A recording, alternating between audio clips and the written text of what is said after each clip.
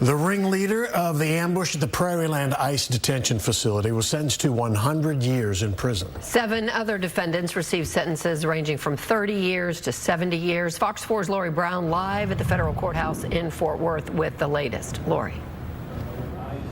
Heather, Acting U.S. Attorney General Todd Blanche said in a statement that these sentences make it clear that terrorists who threaten law enforcement as well as federal facilities will face swift justice. This all happened July 4th.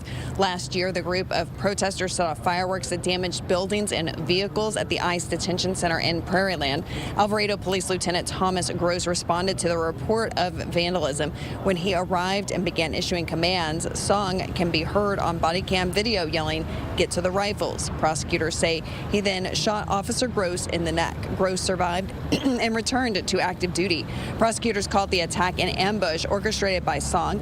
They say that he and other participants are members of the far-left movement known as Antifa. Defense attorneys argued there was no ambush and that the event was intended to be a peaceful protest to show support for immigration detainees. The case marks the first federal indictment involving Antifa-related domestic terrorism charges. Attorneys for Song and Zachary Evans spoke with us right after the sentencing.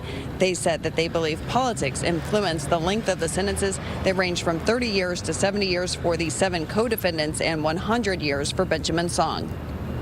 Mr. Song, aside from this day, has an impeccable life. You know, a former Marine, a good student.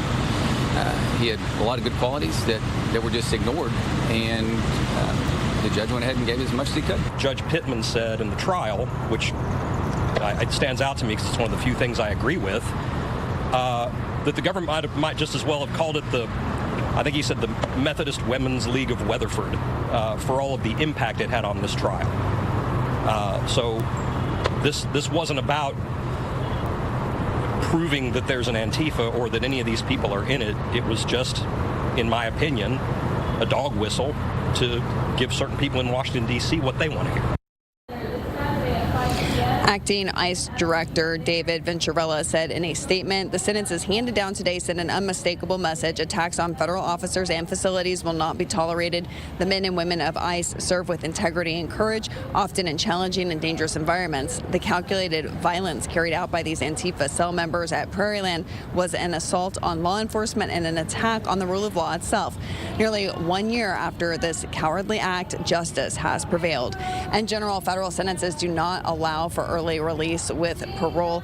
Attorneys for the defendants told us that they plan to appeal the sentences. That process will likely take 2 years.